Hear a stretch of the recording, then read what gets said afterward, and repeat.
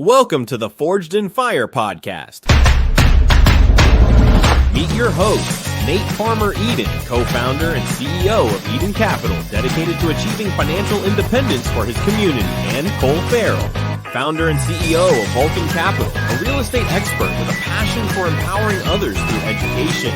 Stay tuned for another episode right here on Forged in Fire.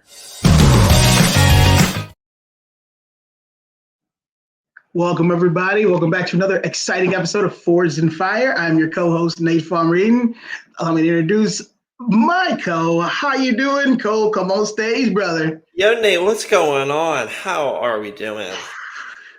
Mind is blown, bro. It's been surreal the last few days. We just got to spend a crazy amount of time together, so that was awesome. We got to see the team. We got to bring them down. I'll let you tell. How do you feel, brother?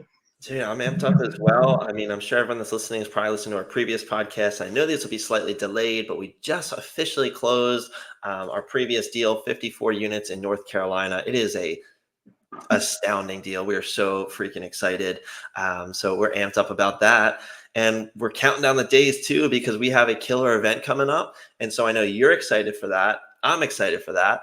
It's all about the power of real estate. And it's exactly why we're so passionate about doing this, why we have this podcast, all this stuff about how it's the most effective way to hit financial freedom. So that's coming up shortly. We're going to put the link in the show notes. But for anybody listening, if you go to forgereiacademy.com/webinar, all the details are there. So forgereiacademy/webinar. But we also have an awesome interview today, one I'm excited for because I love this topic. But before we get into that, let's go through our housekeeping, right? So first, please leave us a rating and review so that we can keep growing, keep educating others. Second, please subscribe so you don't miss another episode. And third, and lastly, we're going to have a hell of a ride, so buckle up. Oh, dude, it's going to be so good. All right. So now that we've done housekeeping, today I'm super excited. We get to introduce one of my brothers, David. He's going to come on stage. I've actually had a couple sessions with him. Amazing guy, known as the Blindspot Coach. I know you're wondering, what does that mean? He's going to tell you all about it. He's also written a book with Zig Ziglar. We'll get into that as well. Dude, I'm just so excited. David, come on stage, brother. How you doing, man? I'm great. Apparently not as great as y'all are. Cole, 54 units is 53 better than a 1-unit deal. So congratulations. Hey, thank you. Team effort. We're super excited. We've been working on this forever. And so it's been a journey to say the least, but thank you so much. But dude, yeah, it's honor. Thank you. It's an honor. It's been a heck of a ride, but we got it done, and now we're just going to keep moving forward. But please, David, tell us a little bit about yourself, man. Kind of what got you here, what brought you here. Yeah. So let's go in the DeLorean back to 2008. If you don't know what a DeLorean is, Google it. If you don't know what this reference is, watch Back to the Future. Okay. So anywho, 2008, 2005, actually, I needed a job. My best friend at the time, still my best friend, his girlfriend at the time, who's now his wife, had him a job as a lab tech testing petrochemicals, and I started in shipping and receiving. No experience, but I needed a job, and she had one, so I signed on, and I didn't know this at the time, but my friend had told her that I could run her department so that she could go to a different department. So after about 8 or 9 months or so, I was promoted to supervisor over 11 or 12 people over 2 departments. And then she went to a different department. And then I found out kind of accidentally in the break room one day that they were hiring lab techs off the street for more than I was making as a supervisor over 2 departments. So I downgraded my title, became a lab tech, worked straight nights, 4 days on, 4 days off. So 2008, that's when that happened. And I started reading personal and self-development books. And I loved working at night because the big bosses weren't there and it wasn't as busy, and I could read a book in a night if we were slow. So through various jobs, I land the quote dream job in 2014 as a lab tech at a petrochemical plant, and turned out it was a nightmare. July of 2015, I started a pressure washing business on the side, frankly, because I was bored.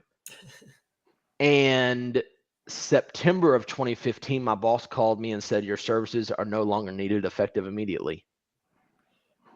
So I didn't tell my wife because there ain't nothing she can do about it. She'll figure it out when I get home 40 minutes after my shift starts that something's up.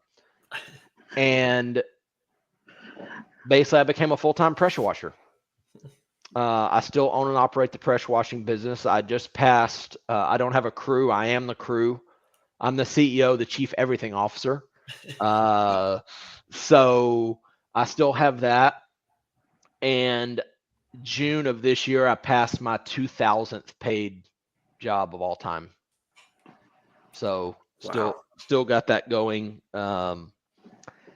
So fast forward to while we're talking, okay.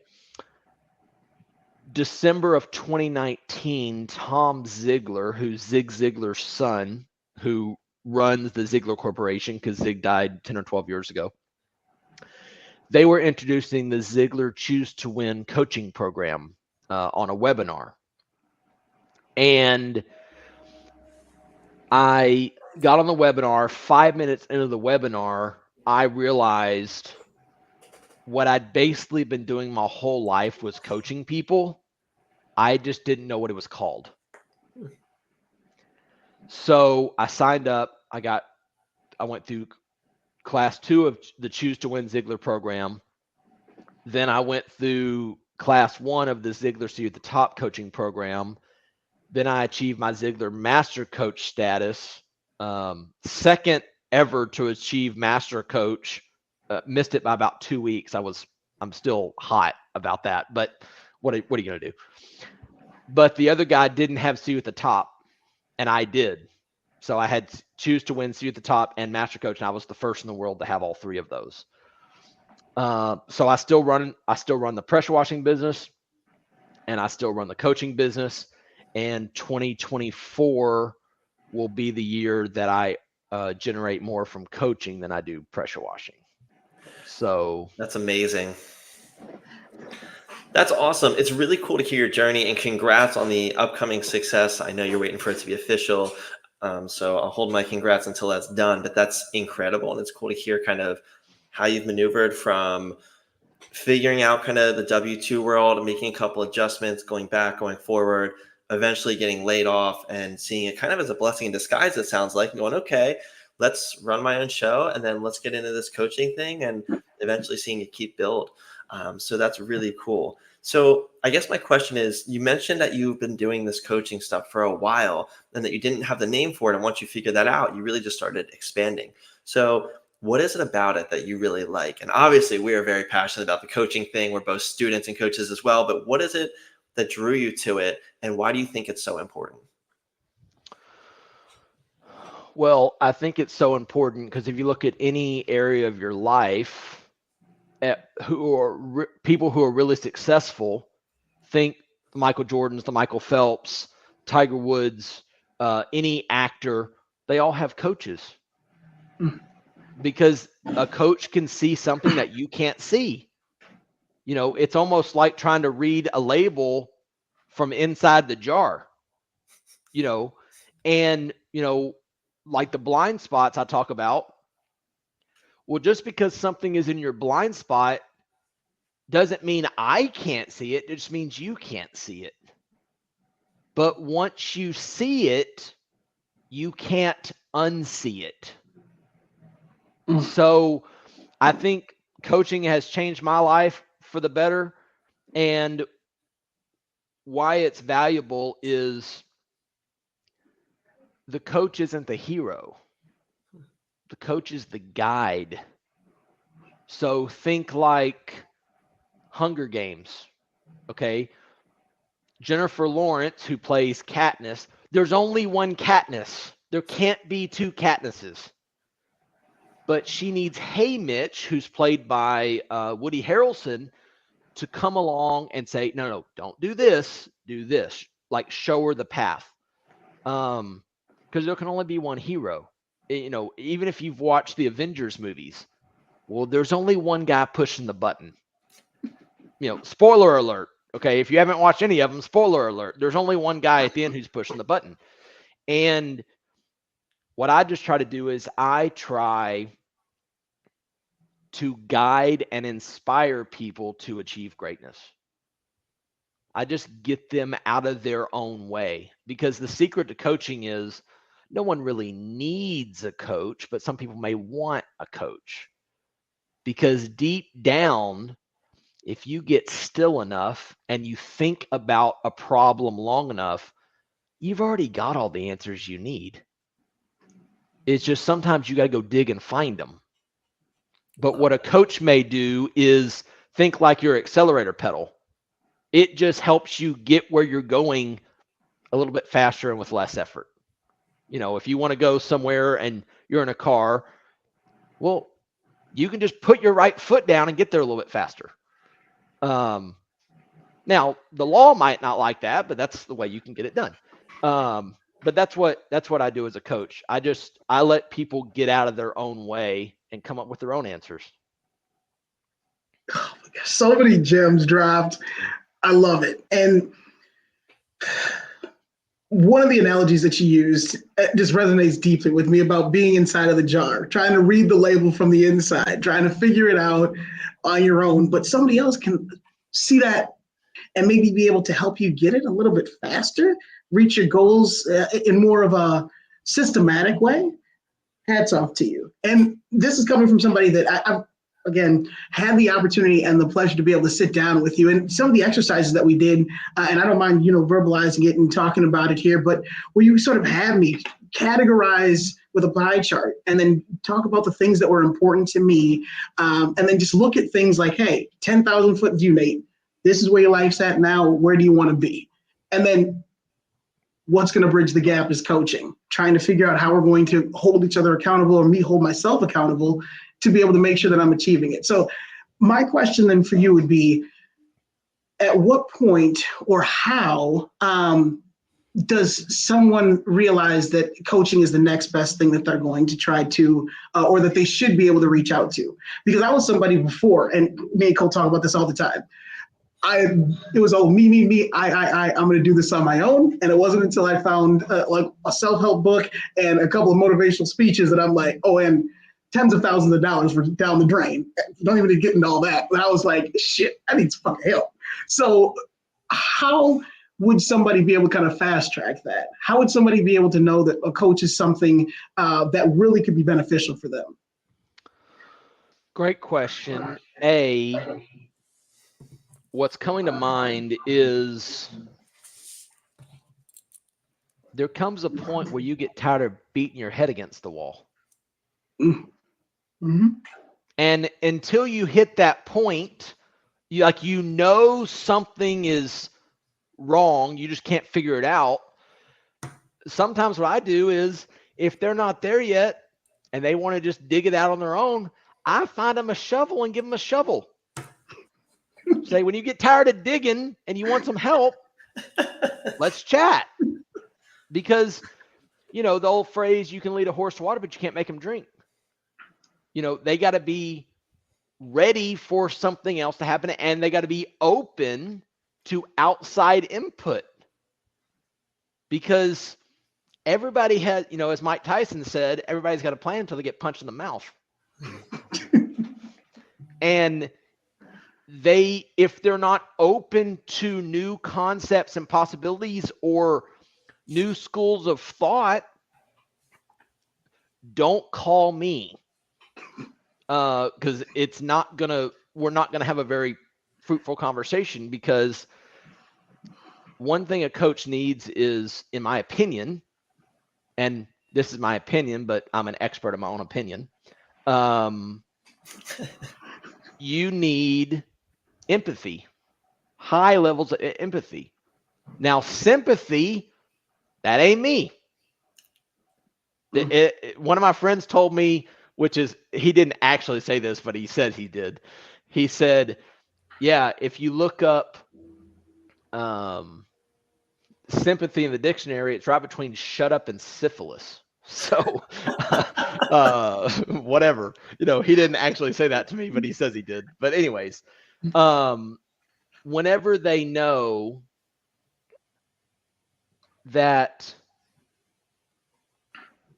they can see something that I can't see and draw it out of them, and what I tell people is what makes a great coaching client is you got to be open, honest, empty, vulnerable, and curious in some order. And I prefer to give someone an experience, not tell them my opinion. Oh, that's so good. So let me ask you a question related to that, right? So I think there's a difficult balance between inspiring and guiding in action, right? So you kind of have to manage that, where you do have to get somebody in the right mindset, get them, I wouldn't, excited is not the right word, but kind of passionate in that, like, okay, let's go. But if they stay there, it's also a problem because then they're not actually changing anything. So how do you balance that? Or what do you suggest for people that are kind of keep going back and forth there? What do you mean back and forth there? What do you mean by that? I guess let's just change that. Just how do you balance it? Like somebody I feel like might go from a lot of action and then to uninspired, and then maybe they get really inspired but no action. So just how do you balance it? Well, I don't balance anything. They gotta want what they want more than I want what they want. If I want what they want for them more than they want, it's going to be a train wreck, because it's going to be a lot of hand holding and they're going to basically use their coach as a crutch. That's so good. If it doesn't go well, now they have an out. They can just blame somebody else instead of blaming themselves. So I don't know if that answers your question, but that it kind of, in my opinion, it does answer it.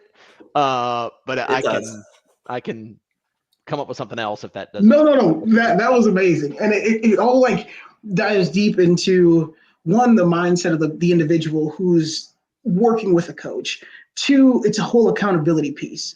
It's one of those situations where we can sit down and we can do whatever it is that you want to talk about, or we can talk real estate or whatever it is. Because Cole and I, we do the coaching all the time.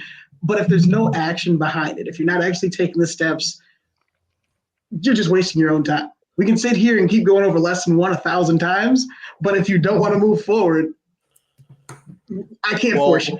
So here's a perfect example of that, okay? And I'm sure y'all have all noticed this too.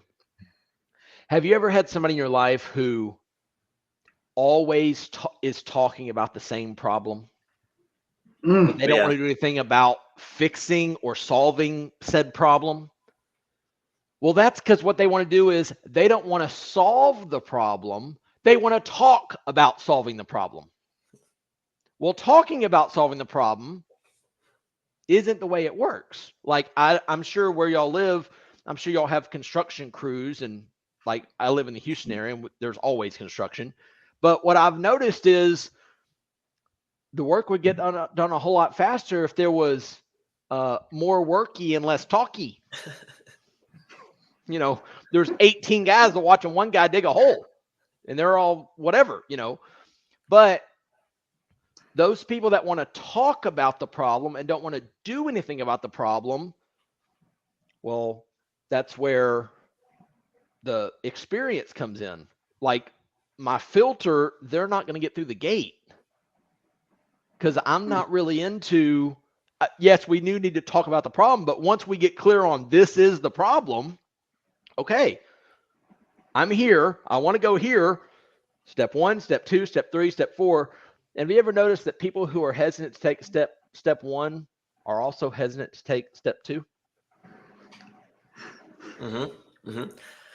I love that. And it's interesting because, our realm is very financial, and it's very easy in our world, people go, I want financial freedom. I want to be rich. I want to be wealthy. Yeah. Okay, great. But like you said, it's a lot of action. And so you can tell someone till you're blue in the face, like you said, here's step 1, 2, 3, 4, go do, let's talk about it.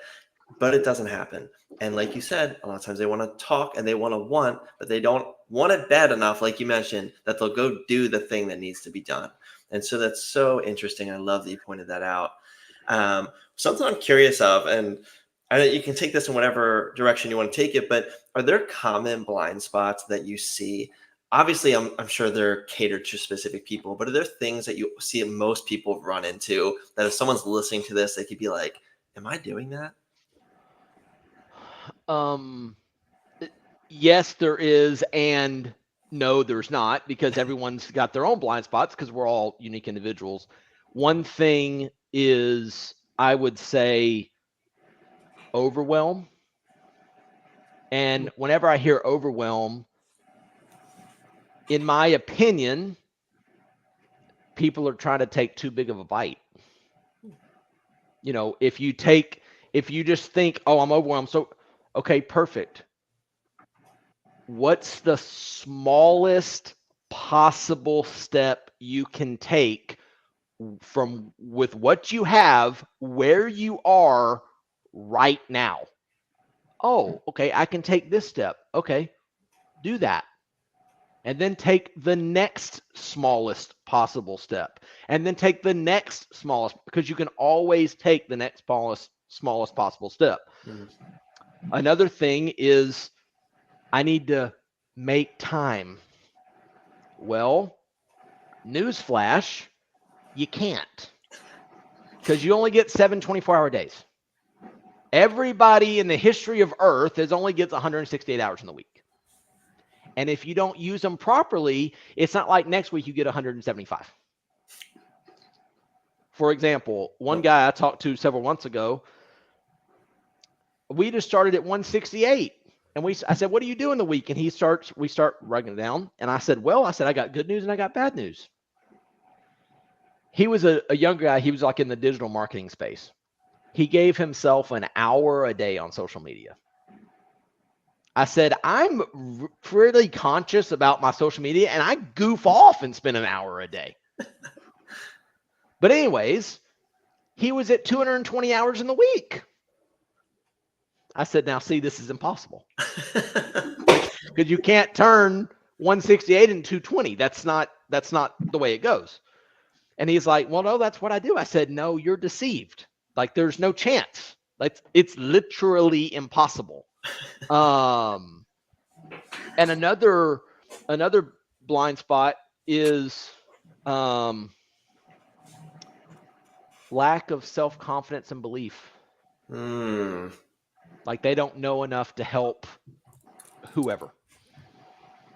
And I've heard it said, the key to self-confidence is keeping the promises you make to yourself. Ooh. Now you look like you got a question, but I got a question if you don't have a question. That's just resonating with me. Go ahead. Go ahead, brother. Go ahead, brother.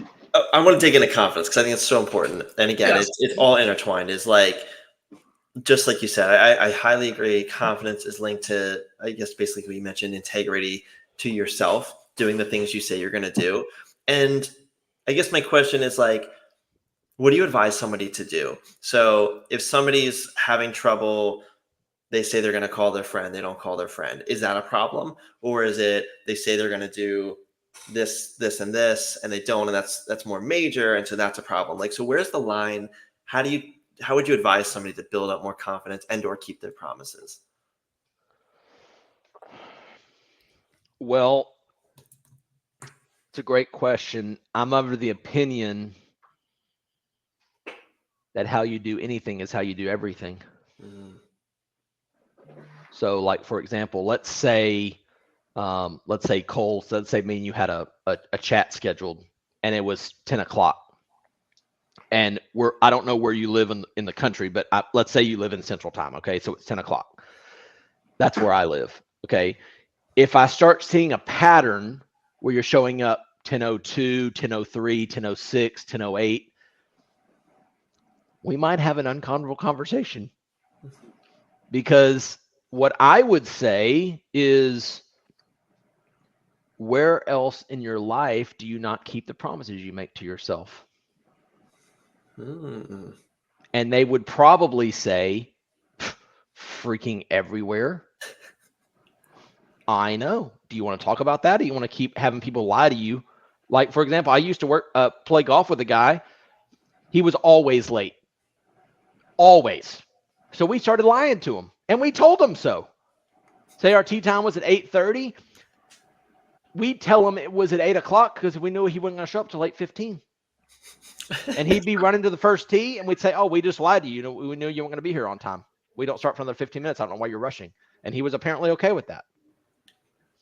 So to answer your question, I would say the best way to start keeping the promises you make to yourself is with your alarm clock. Oh. Because you're aware that you determine when you're going to wake up the night before, not the morning of, right? Interesting. Explain that. Okay. So, well, A, if you wake up in the morning is above your pay grade. But more often than not, you will wake up in the morning until you don't, and then it's too late. But when you go to bed, you set your alarm for 6 a.m. or whenever you set your alarm. Okay, well, then you go to bed.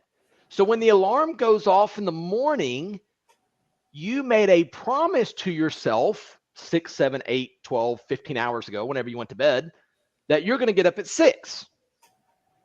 And a lot of people, when they say the snooze button, I say, why do you hit the snooze button? And they say, oh, I don't want to get up.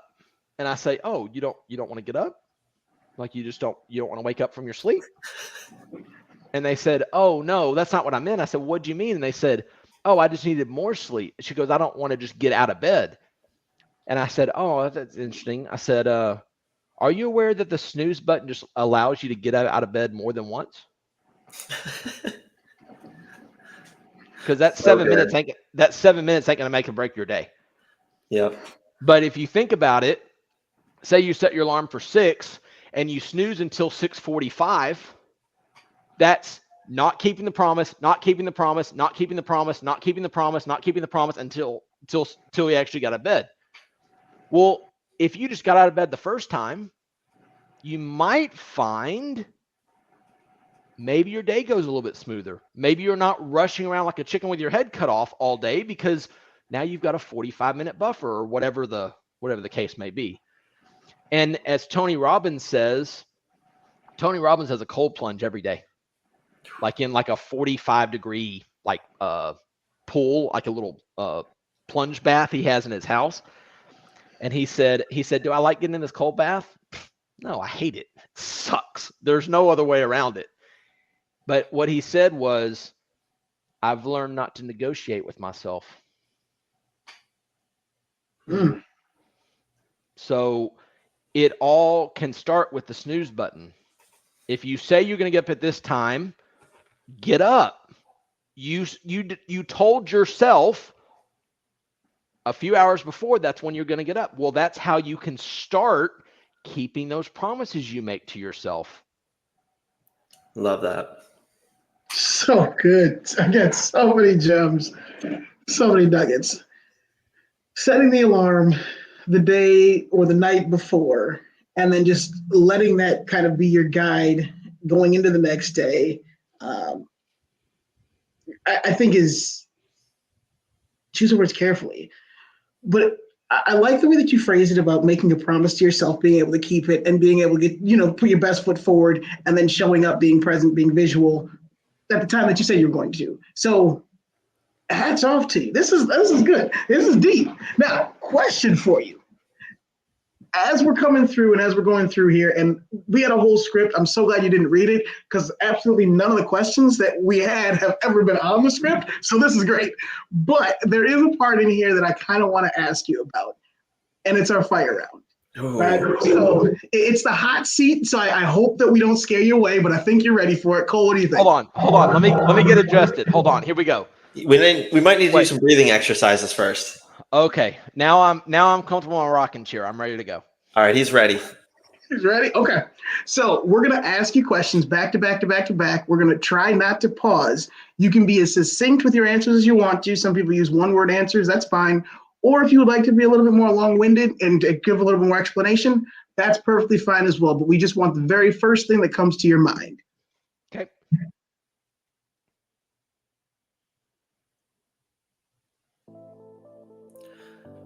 What separates top performing entrepreneurs from the rest of the crowd? Their ability to take action quickly once they make their mind up. What's a daily habit that's contributed to your success? My morning routine. We're going to have to dig into that in a minute. What is a piece of advice that you'd give to yourself if you were starting again? Do what you're doing sooner. What's your favorite business book or mindset book? Several. One. The Ultimate Coach by Amy Hardison and Alan D. Thompson. Read it about you, not about Steve Hardison. Ooh, I haven't heard that. I'm writing that down. What is your favorite part of either your power washing business or your coaching business? Pressure washing and coaching has a lot of similarities, except what I'm basically doing is, in a pressure washing sense, I'm using water to make what's dirty clean. And in coaching, I'm using my words. Not that people are dirty, but they're just not as shining, as bright as they could. And instead of using water, I'm using words. On that same path then, for coaching and or the pressure washing, what's something new that you've recently implemented that's helped drive success for your business? Tracking. Tracking like KPIs? No, tracking connections, enrollment calls, gap conversation like me and you had, amount in proposals, amount in billings, and I've got a spreadsheet for all my previous pressure washing customers as well. We could have a whole podcast on this, just on tracking, the importance of tracking. I love that. So wait, I gotta dial back into morning routine. Is that where you're gonna go? Yes, but no, first I want to congratulate you. You made it through all the questions, but you have now unlocked a lot more questions. Congratulations, you've won the prize. No more questions. Winning. So I got to dive back in. So your morning routine, and I ask this because we're super passionate about it. I have a morning routine that I live by. Nate has one as well. And so we always get jazzed up when someone says they follow a morning routine. We're like, oh, what is it? What do you do? So tell us, what do you do? What would you advise people to do? Okay. I started a morning routine January 1st of 2023. And today is the 296th day of 2024. So 296 plus 3 plus 365 is 661 straight days. I haven't missed a day yet. 661 for 661, which, if you're keeping score, that's not terrible. Okay, so my secret to that is, let me tell you what I do first. What I do is I get up in the morning and I use the restroom. And then I get on the scale, I brush my teeth, I take 2 krill oil tablets. It's like fish oil, but it's different. And then in 2023, I did 20 push-ups, 20 squats, a minute and 1 second plank while I was reading this thing I like to call my document, which came from the Ultimate Coach book. And then I got up and did like 20 more kind of squats where I kind of force oxygen in and out of my lungs, and then I kind of march in place 20 times. In 2024, I bumped that up to 25 push-ups, 25 squats, a minute and 11 second plank, 25 of those kind of air squats, and then 25 marches in place. Now, that doesn't sound like a whole lot, but 20 times 365, last year I did 7,300 push-ups, which is a pretty big number. So far this year, I'm at 296. I've already done it today. So far, I'm at 7,400 this year. Seeing how we get an extra year this year because it's a leap year. 366 times 25. At the end of this year, I'll do 9,150 push-ups. Good amount. And if you add that to the 7,300 from last year, I'm over 16,000 push-ups, which is quite a bit. And what I'm going to do in 2025 is I'm going to break it up to 30 push-ups, 30 squats, minute and 31 second plank. Now you might be asking, why not a minute and 30 seconds? Well, a minute and 31 seconds from the Ed Milet book, The Power of One More. If I do one more second, then I know I'm going to at least hit 130, minute and 30 seconds. Anyways, if you'd have told me on December 31st of 2022 that I'm going to go 661 for 661, I'd have told you you're nuts.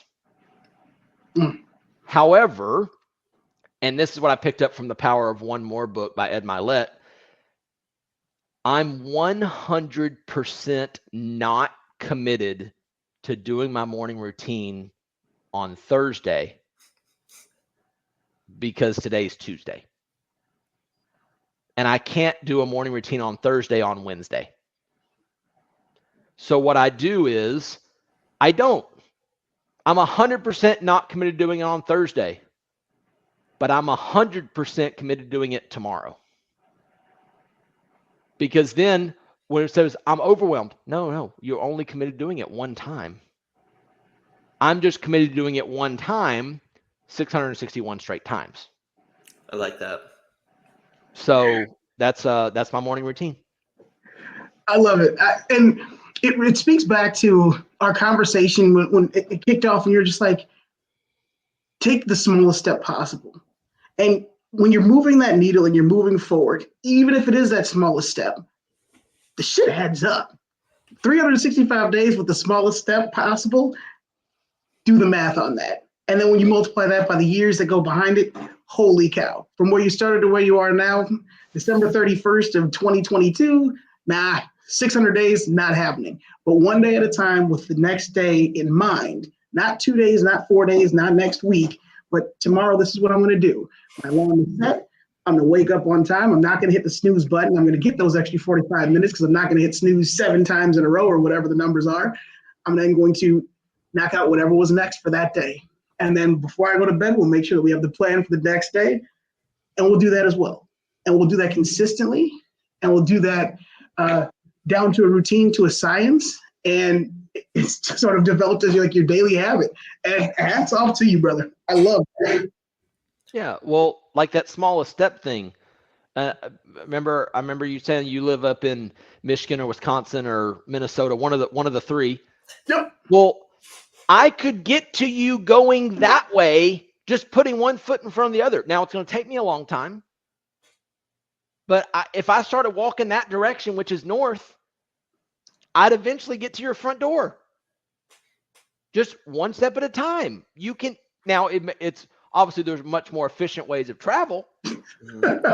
You could get on plane, trains, planes, automobiles, the whole deal. But I could also start walking too. And I'd eventually get, depending I know where I'm going, I'd eventually get to your house. One small step. Because whenever you try to take 3 steps, that's when overwhelm comes in because you're trying to take too big of a bite.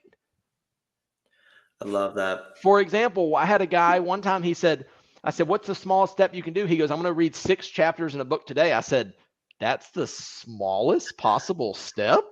I said, how about going to find the book and getting a pen or a highlighter or whatever you're going to use if you're going to take notes and opening the page and reading a word, a line, a letter of one word, and then reading the next letter.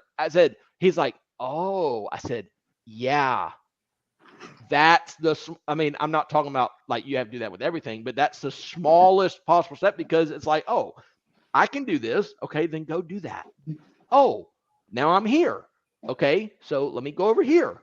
Oh, and it's a small step. It's it. It's an awesome way to break it down. It's a really good way to break down like the big and scary stuff, just like you're saying, where like you're taking these monumental goals and you're like, okay, let's break it down, let's break it down, and break it down. And like you said, you just get to this super manageable, simple thing, and you can just keep pushing through. And eventually you get where you're going, which is awesome. So I love that. It's cool because I just want to like wrap this up, and I'm thinking there's so much good stuff that we chatted about. Like it was cool hearing your story going from the W-2 world in and out, playing through there, going into your businesses, going into coaching. And then I love diving into kind of all these aspects of coaching, talking about blind spots specifically, talking about confidence, going into taking action and taking small steps, all these things. So I have two final questions for you.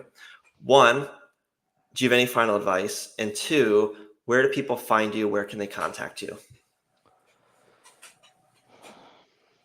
Final advice would be, we think it's a badge of honor to say like I'm self-made and, you know, I can do it alone. Well, you maybe can, but it may just be better if you get some help. You know, think it's like y'all seen Fast and the Furious or any of the Fast and the Furious movies? Where's my finger? That's Paul Walker behind me. Oh, okay. R.I.P. Paul. Okay, here we go. So what a coach is, for all you Fast and the Furious fans, if you've never seen Fast and the Furious, what rock have you been hiding under? There's only been 9 of them or 10 of them. Anyways, you don't have to watch Fast and Furious to get this reference. You can be coasting along, but what a coach does, it's like a NOS button. It gets you where you want to be faster and with less effort. For example, these 2 guys are real estate guys. I don't know nothing about real estate except I own a house, okay? But you can figure it out on your own, but these guys already have the roadmap. They're like, do this, do this, do this, do this, ching ching, do this, do this, do this, do this, ching ching. It's a cash register, okay? So go to someone who's already kind of been there, done that, got the t-shirt. You know, one of my customers, clients, they said, I'm afraid I don't know enough. And there's a quick story, if I may. Please. One of the guys I know, he said he left and he went to Thailand to basically lick his wounds because he got let go, and he got heavily involved in yoga. And he was going to become a yoga master, coach, whatever they're called. And he said, but I'm afraid I don't know enough. And the yoga master said, some people want a yoga instructor who can put their ankles behind their ears. And some want a yoga instructor who's just a little bit further down the road than they are. And you already know enough to help someone. And you already know enough that maybe you don't know as much as you think you do. And reach out and see, okay? And how people can get a hold of me is davidcreel.com. If you can't find a way to get a hold of me on davidcreel.com, we got bigger issues. I mean, it's in big, bold icons on the homepage right under my picture. I've got a YouTube. I've got a YouTube channel. I've got a podcast. I don't do it anymore live, but it's called Masterclass of One, where I coach people live on the spot. And whenever I say live, whenever I've asked them whatever question it is, and they tell me whatever they want to talk about, that's the first time I was hearing it too. So it's as live as I can get it. I've got resources. I just started the Hopes Tribe, which is a community of coaches, solopreneurs, and small business owners. And we're going to hop on Zoom twice a month, and I'm going to coach whatever question you have. Oh, and here's the best part. There's no investment, only of your time. It's completely scholarship funded. That's amazing. So yes, you do have this, and you might also need some help. And reach out to the people that have kind of already been there, done that, got the t-shirt sooner rather than later, because I read this one quote, this one question in this book, and it kind of altered the way I view things. In this book, this lady said, somebody asked her, when are you going to start living like you're never going to die. Yeah. Let that marinate for a few minutes.